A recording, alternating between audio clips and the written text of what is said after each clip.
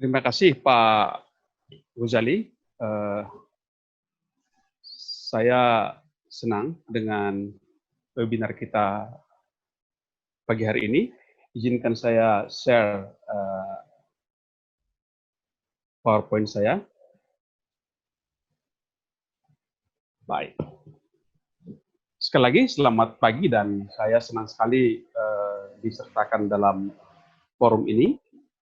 Sudah kelihatan ya screen saya? Oke. Selamat buat Forkapi yang sudah menggagas forum ini, dan tentu saja kita semua berharap bahwa kita sehat-sehat di tengah-tengah pandemi COVID-19 ini. Kita sama-sama berdua, kita semua sehat, dan saya senang Ketua Forkapi Pak David sudah semakin sehat, semakin langsing, dan mudah-mudahan semakin sehat juga ke depannya, sehingga Forkapi kita semakin sehat. Amin. Dan tentu saja harapan saya yang tidak kalah pentingnya adalah yang berstatus sebagai mahasiswa cepat lulus. Tidak ada hebatnya kita, Forkapinya hebat tapi anggota-anggotanya nggak lulus, kan begitu.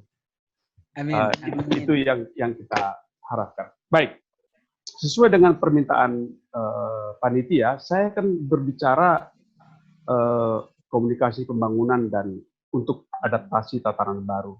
Banyak orang mengatakan new normal, saya sendiri lebih suka mengatakan tatanan hidup baru. Nanti saya ungkapkan mengapa saya katakan seperti itu.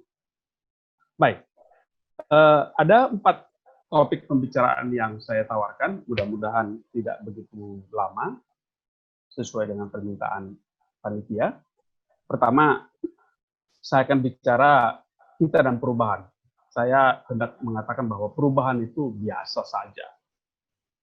Lalu yang kedua, saya berbicara apa sih new normal dan apa tatanan hidup baru dan bagaimana kita beradaptasi di dalamnya. Dan bagian yang ketiga dan keempat, saya mau berbicara tantangan tatanan baru ini buat komunikasi pembangunan.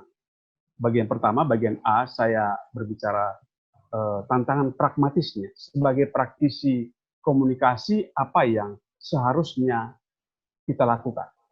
Dan yang kedua adalah tantangan teoritisnya.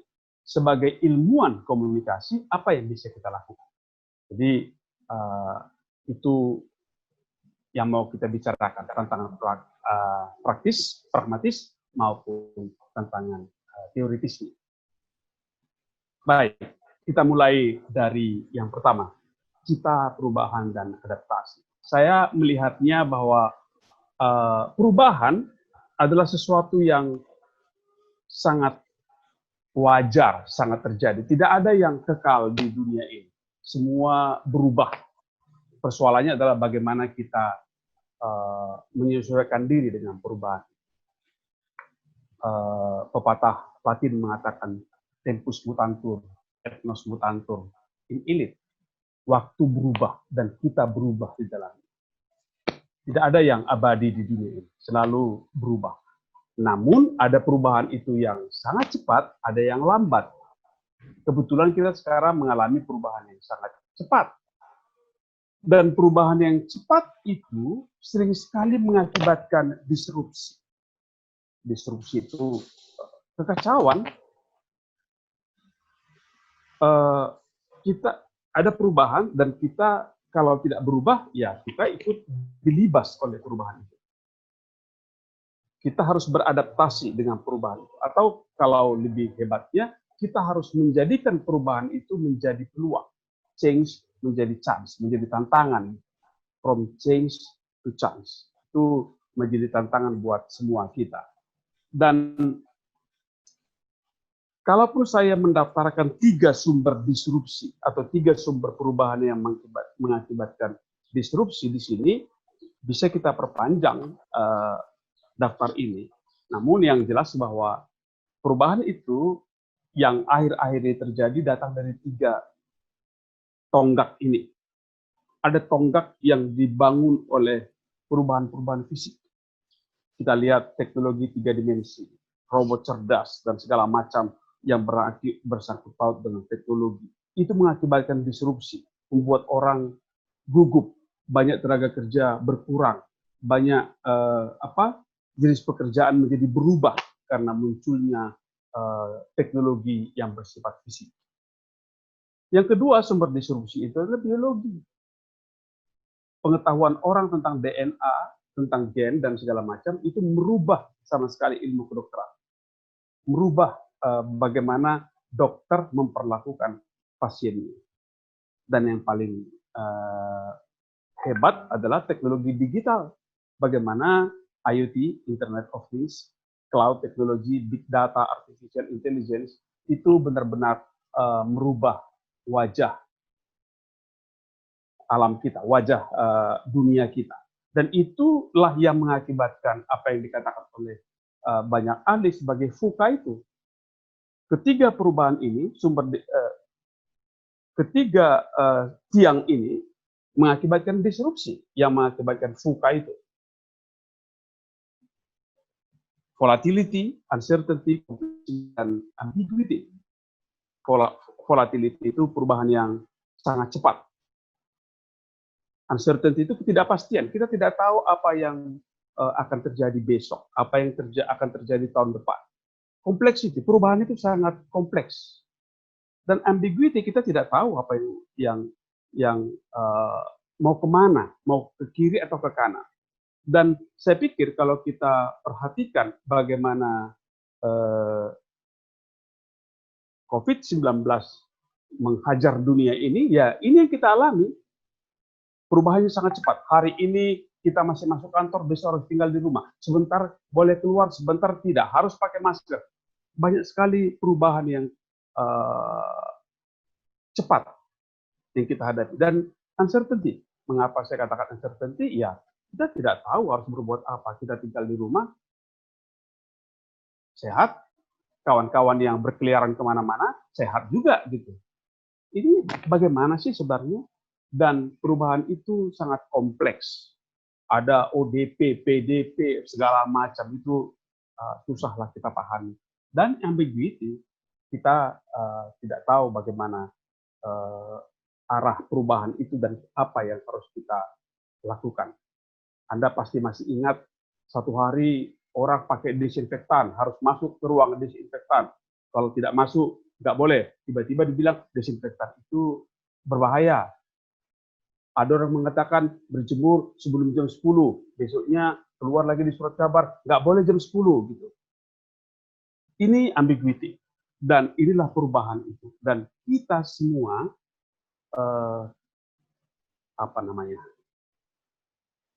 berkecamuk dan bingung, uncertainty menghadapi perubahan-perubahan itu. Dan disinilah diperlukan adaptasi. Kalau kita gagal beradaptasi, maka kita menjadi orang yang fragile. Fragile itu rawan, rapuh, gampang tumbang, gampang rusak, gampang ya bisa kalah dalam perubahan itu. Nah, kita harus beradaptasi sehingga kita menjadi orang yang agile, yang mempunyai visi, yang mempunyai understanding, yang clear semuanya, dan agile. Agile itu lincah. Itulah adaptasi. Adaptasi membuat kita dari rawan menjadi lincah. Itu yang kita lakukan. Dan ada satu daftar di sini, mudah-mudahan Anda bisa melihatnya, bagaimana sebenarnya sehingga seseorang itu bisa berubah dari fragile menjadi agile. Dari orang yang melihat perubahan dengan gugup menjadi orang yang melihat perubahan dengan vision. Mempunyai pengertian baru, punya clarity, ada fokus dan agile. Dia bisa membuat keputusan yang benar. Ini daftar ini, tabel ini bisa Anda lihat. Sederhana, tetapi saya bisa mengambil kesimpulan bahwa dari situasi yang VUCA yang ini, VUCA yang volatility, uncertainty, complexity, dan ambiguity, menjadi VUCA yang mempunyai visi, understanding, clarity dan agility itu satu kata kunci yang tidak bisa kita bantah adalah perlunya informasi. Lihat sini, untuk vision, kita perlu mempelajari perubahan, mengambil tindakan. Bagaimana kita mempelajari perubahan? Tidak lain, tidak bukan, itu adalah informasi. Uncertainty, semua orang tahu kalau sudah lulus pelajaran komunikasi, bahwa salah satu fungsi informasi adalah untuk menghindarkan uncertainty. Kita akan mempunyai understanding kalau kita punya pengertian baru dan perspektif baru. Dari mana kita dapat pengertian baru dan perspektif baru itu? Tidak lain, tidak bukan. Itu datang dari informasi. Dari complexity kita berubah menjadi clarity, menjadi clear, menjadi jelas. Dan di situ diperlukan fokus dan kreativitas. Dan sekali lagi, itu adalah informasi. Dari ambiguity ke agility, yang diperlukan juga adalah inovasi dan keputusan yang tepat untuk itu. Sekali lagi, perubahan dari VUCA yang lama ke VUCA yang baru itu, satu-satunya yang kita perlukan adalah informasi. Oke, itu konsep dasarnya.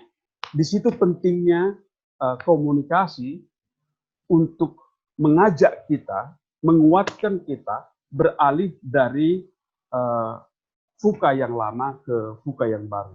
Kuncinya adalah informasi. Sekarang saya masuk kepada tatanan baru. Kalau kita ambil kasusnya adalah COVID-19, bagaimana COVID-19 ini mengajar kita untuk beralih dari VUCA yang lama ke VUCA yang baru itu. New normal sendiri buat saya adalah oksimoron. Oksimoron itu artinya dua kata yang berlawanan, saudara. Kalau new ya pasti tidak normal, kalau normal pasti tidak new. Gitu. Kalau normal itu pasti sudah yang lama. Kalau yang baru itu pasti sesuatu yang tidak normal. Gitu. Jadi bertentangan itu. Tidak normal, misalnya sekarang dalam fase new normal ini katanya sholat di masjid berjarak 2 meter gitu. Normal nggak sholat berjarak 2 meter? Yang enggak. Salaman nggak boleh pegang tangan, harus tahapan itu. Jadi itu nggak normal sebenarnya. Kata new normal sendiri merupakan kata yang diperkenalkan tahun 2002 untuk yang lolos dari tragedi 9 September di 11 September di Amerika. Di situ orang-orang yang sehat psikologisnya kemudian setelah mengalami depresi itu dikatakan mengalami kehidupan new normal, lalu dipopulerkan sebagai taktik bisnis untuk memanfaatkan peluang bisnis di tengah-tengah kemelut ekonomi tahun 2008 dan 98 yang lalu. Sehingga ini menjadi populer. Dan sekarang itu baru dalam masa pandemi dan itu sangat populer di Indonesia, terutama di Indonesia. Menurut apa yang saya baca, dunia Twitter Indonesia itu dirajai oleh kata-kata new normal akhir-akhir ini. Oke, artinya kalau kita mau berbicara soal new normal, itu adalah transisi dengan mempertimbangkan produktivitas dan kesehatan. Artinya, kalau orang terus-terusan tinggal di rumah, ekonomi akan kolaps. Karena tidak mungkin ekonomi bisa jalan kalau orang tidur di rumah terus-terusan, berbaring. Maka atas pertimbangan dua ini, produktivitas dan kesehatan, maka dibuatlah new normal. Orang bekerja tetapi menjaga kesehatannya sesuai dengan protokol COVID-19. Karena orang takut kalau krisis kesehatan yang diakibatkan oleh COVID ini bisa menjadi krisis ekonomi, dan krisis ekonomi biasanya berlanjut pada krisis multidimensi yang sudah kita lihat di Indonesia, kita alami di Indonesia misalnya beberapa tahun lalu, bagaimana krisis ekonomi menjadi krisis multidimensi. Jadi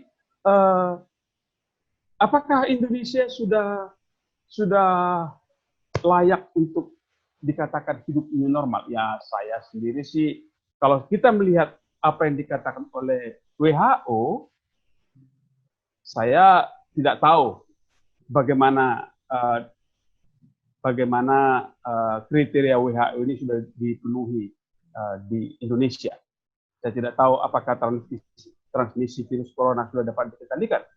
Karena sekarang kalau saya perhatikan laporan dari Satgas COVID-19, saya melihat bahwa justru peningkatannya masih sangat hebat sekarang. Malah sekarang sudah 1.400 per hari gitu.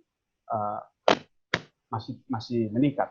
Sistem kesehatan kita saya tidak tahu bagaimana sistem kesehatan kita bisa mengidentifikasi, menguji dan mengolah. Karena itu kemarin ya, oke,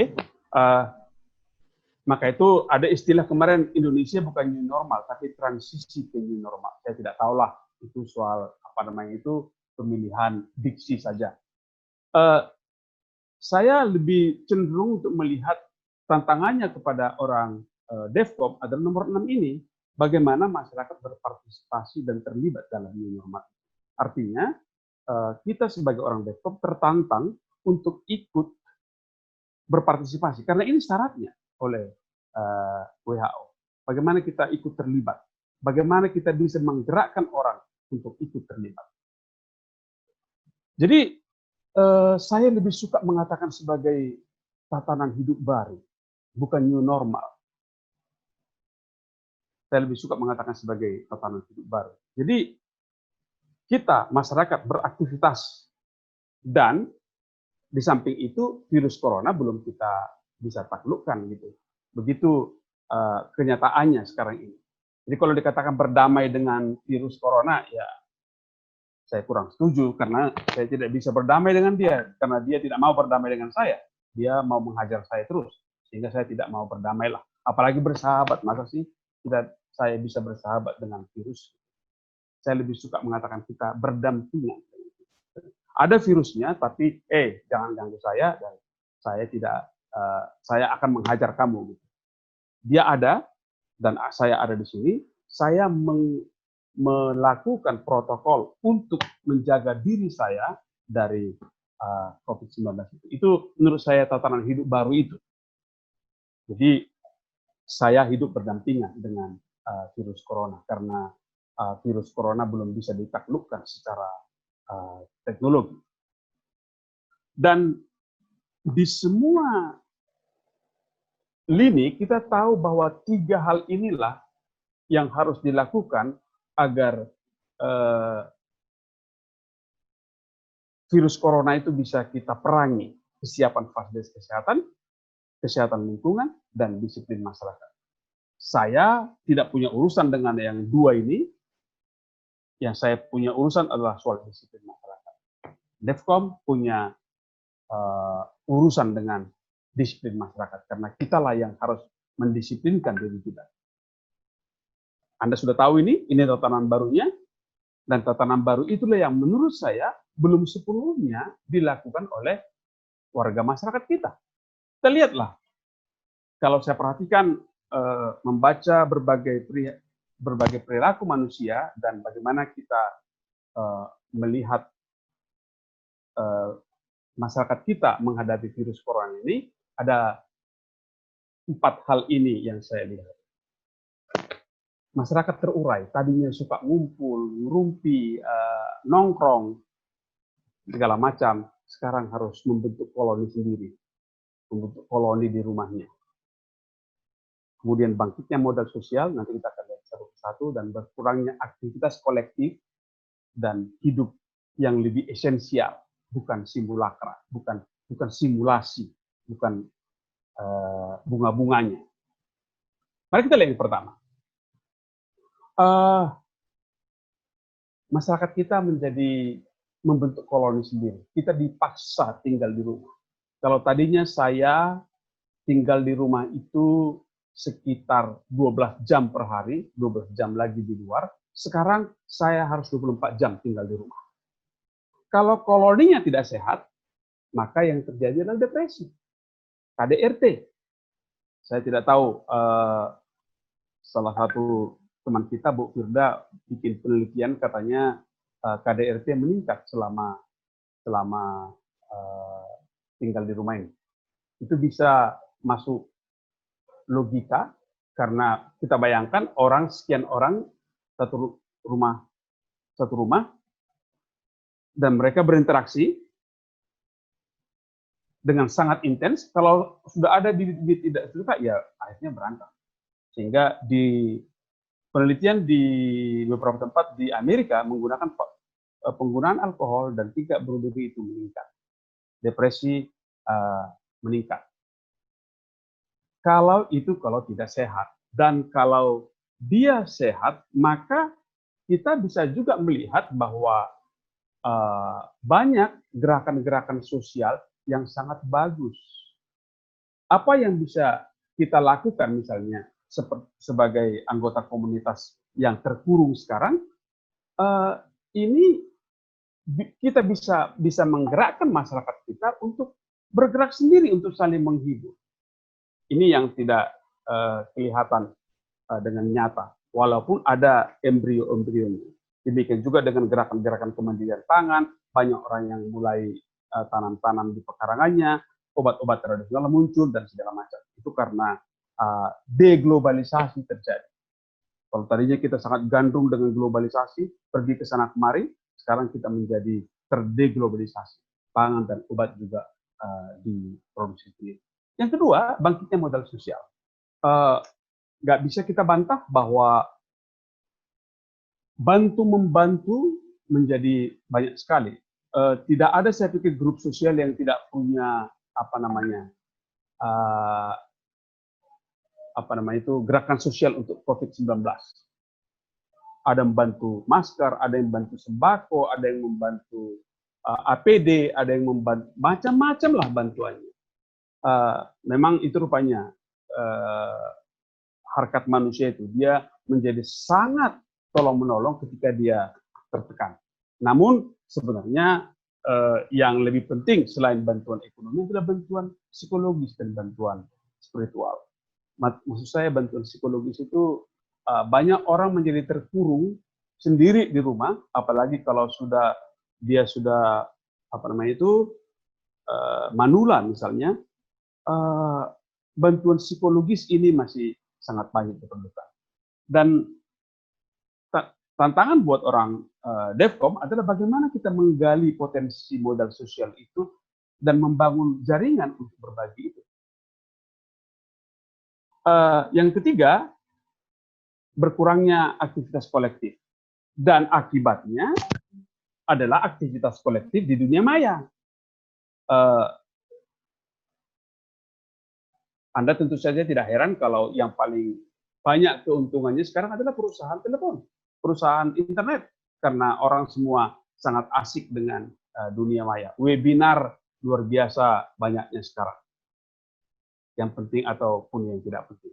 Saling sapa di dunia maya ini menjadi sangat penting. Ini juga yang kita lihat banyak di sekitar kita. Hidup kita lebih esensial, bukan simulakra. Simulakra itu apa itu? Simulasi. Contoh mudah sajalah, harga kopi satu gelas itu 10.000, tapi Anda meminumnya di satu tempat itu menjadi 70.000. Yang 60.000 itu soalnya simulakra. Simulasi saja. Saya baru baca surat kabar kemarin bahwa banyak sekali perusahaan-perusahaan yang luar biasa mewahnya itu ambruk karena memang dia selama ini menjual alat untuk simulakra tadi. Yang banyak ambruk itu adalah perusahaan-perusahaan jam tangan yang menjual yang harganya ratusan juta, kedai kopi yang menyajikan tempat nongkrong, yang kayak begitulah. Pakaian bermerek, baju mobil yang mewah, yang sebenarnya bukan esensi kehidupan kita, tapi lebih ornamennya. bukan esensinya gitu.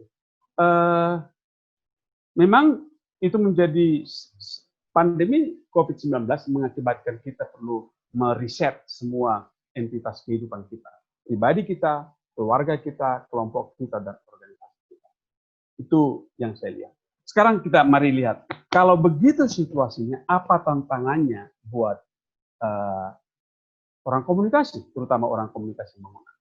Saya mulai dengan tantangan yang pertama, yaitu tantangan pragmatisme. Ini diterbitkan bulan Maret lalu. Ada Harari. Dia bilang, the best defense humans have against pathogen is not isolation, it is information. Artinya, tadi kita sudah bicara di awal bahwa ketidakpastian yang diakibatkan oleh pandemi COVID-19 ini, mengatasinya bukan sekedar isolasi, tetapi informasi. Dengan informasi lah saya mengisolasi diri, kira-kira begitu. Jadi bukan isolasi yang pertama datang, tapi informasi. Ini pentingnya. Saya pikir Anda semua tahu bahwa informasi adalah alat untuk mengatasi uncertainty. Sehingga Harari mengatakan the best defense is information. Namun, kita melihat faktanya bahwa pengetahuan masyarakat tentang COVID-19 itu masih rendah. Kepatuhannya masih rendah. Dan ada juga kebosanan. Lihat saja, saya mau melihat kemarin, sebuah video kemarin, puncak sudah macet. Ada kebosanan orang untuk patuh. Saya cuci tangan tiap hari, pakai masker, sehat. Tapi orang lain yang kemana-mana sehat juga, berarti kalau itu nggak ada gunanya. Nih. Ada kebosanan orang. Padahal COVID masih di situ. Padahal COVID masih di sekitar kita. Karena itu, saya mengatakan bahwa sebagai orang komunikasi, kita masih ditantang untuk meneruskan kampanye untuk tatanan hidup baru. Belum selesai. Perang kita belum selesai. Tapi yang terakhir ini yang paling bahaya. Ada kebosanan orang untuk patuh. Memang bisa dimaklumi, orang psikologi bisa menerangkan dengan baik. Kalau saya disiplin olahraga, barangkali saya bisa meramalkan setelah 3 bulan, saya lebih sehat, badan saya lebih langsing, dan saya makin kuat. Tapi kalau saya cuci tangan tiap hari, 20 detik, 10 kali per hari, saya pakai masker. Apa hasilnya buat saya? Orang lain tidak melakukan itu, nggak apa-apa juga. Sehingga ada kebosanan itu. Orang Devcom, orang komunikasi ditantang untuk meneruskan kampanye ini sehingga kebosanan itu bisa hilang. Itu perlu kita teruskan. Fakta yang berikutnya adalah bahwa penularan virus corona adalah gerakan kolektif. Ini akan dibicarakan oleh Bu Sarwititi 2 minggu yang akan datang dengan lebih intensif. Bagaimana itu menggerakkan media mix untuk gerakan sosial ini? Mengapa saya katakan gerakan sosial? Tidak mungkin sosial atau physical distancing saya lakukan sendiri. Physical distancing adalah gerakan bersama. Saya jauh dari kamu, kamu jauh dari saya. Kalau saya jauh dari kamu, tapi kamu mendekati saya, ya bubar juga. Sehingga gerakan sosial ini masih sangat diperlukan dan ini adalah tantangan bagi orang Devcom untuk mengorganisasikan komunitasnya dengan lebih baik agar lebih patuh kepada kehidupan tatanan baru itu. Dan kemudian orang Devcom juga harus lebih cerdas untuk memanfaatkan modal sosial yang ada itu. Kita tahu bahwa dampak ekonomi yang diakibatkan oleh COVID ini masih sangat hebat, sehingga modal sosial yang ada ini masih sangat perlu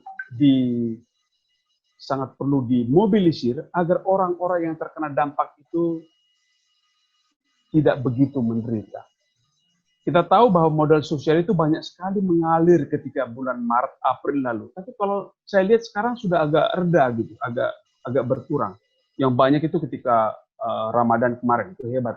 Menurut saya ini masih harus dikembangkan dan orang-orang Devcom dibutuhkan untuk meneruskan dampak itu. Itu tantangan praktikal orang Devcom menghadapi COVID-19 ini. Yang berikutnya, tadi kita bicara soal informasi untuk mengatasi uncertainty. Namun kita tahu betul bahwa akibat hebatnya internet dan media sosial ini, kita sekarang sudah masuk pada zaman yang namanya overload information society. Masyarakat yang informasi itu sudah berlebihan. Kompas kemarin bagus sekali merumuskannya. Kita mengalami duodemi. Ada pandemi COVID-19 dan infodemi. Karena banjir virus dan banjir informasi juga. Dan informasi itu banyak yang bohong. Banyak sekali informasi yang tidak benar. Saya pikir ratusan informasi bohong sudah singgah di media sosial kita, dan kita baca itu, dan saya tidak tahu, barangkali ada juga orang yang percaya, ada informasi itu yang luar biasa menakutkannya, sehingga membuat orang menjadi stres. Ada informasi itu yang begitu menyesatkannya, sehingga orang menganggap bahwa COVID itu tidak ada. Nah, disitulah perlu media literasi. Saya pikir ini tantangan besar buat orang Devcom, bagaimana terus-menerus melakukan media literasi. Kemarin saya diminta untuk memberikan pembekalan pada mahasiswa yang akan turun ke desa. Yang saya beritahu adalah media literasi. Bagaimana bisa mereka membebaskan orang dari informasi yang bohong, yang hoax gitu, dan adanya perlunya clearing house, walaupun zaman sekarang agak susah. Saya pikir Anda tahu ini, bahwa ada misinformasi, ada disinformasi, ada malinformasi. Yang paling bahaya itu kan yang malinformasi ini. Informasi yang sengaja dibuat untuk merusak orang lain. Dan ini banyak. Saya tidak begitu peduli sebenarnya dengan, kemarin saya bertemu dengan seorang kawan, dia bilang, benar nggak Pak bahwa corona ini ada? Jangan-jangan itu bohong aja supaya kita tinggal di rumah. Saya tidak berkomentar banyak, saya hanya mengatakan, ini lihat, si A sudah mati dan itu karena corona. Jangan katakan bahwa corona itu tidak ada. Jadi informasi yang seperti ini perlu kita kita counter, dan menurut saya tugas orang Devcom lah untuk counter informasi-informasi seperti ini. Itu tantangan praktiknya. Saya pikir itu menjadi penting. Dan di tengah-tengah kerumitan informasi yang jutaan itu masuk ke media sosial kita perlu menceknya. Apakah informasi itu palsu, apakah informasi itu baik. Bagaimana caranya? Tidak mudah, ya memang harus susah, dan itu harus kita lakukan. Banyak tips untuk melakukan itu, dan itu bisa kita diskusikan kemudian untuk media literasi.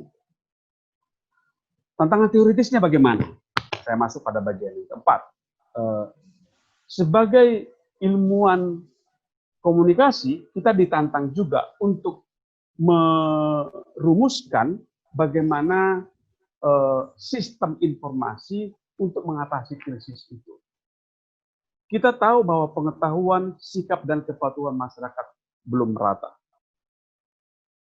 Dan yang lebih menyedihkan, kita melihat bahwa komunikasi pemerintah juga belum begitu terpadu. Kita masih lihat bahwa ada informasi yang berbeda dari pemerintah pusat dengan pemerintah daerah. Ini agak menyedihkan juga. Apalagi kalau itu dikait-kaitkan dengan partai politik yang mendukungnya. Ini masih susah juga. Dan ada juga krisis kepercayaan kepada pemerintah. Anda tentu saja melihat bahwa di satu tempat ada orang meninggal mau dikuburkan oleh Satgas, lalu mayatnya dirampas. di tempat lain ada orang mau diisolasi, dia tidak mau diisolasi, malah yang mau mengisolasi itu polisi, dikejar-kejarnya dan dipeluknya supaya ikut kau sakit. Ini kan krisis kepercayaan kepada pemerintah, dan menurut saya ini menunjukkan bahwa sistem komunikasi kita untuk mengatasi masalah krisis belum beres. Ada satu artikel dari Cina yang ditulis oleh Zhang, dan ini ditulisnya ketika pandemi di Wuhan itu sudah hampir selesai.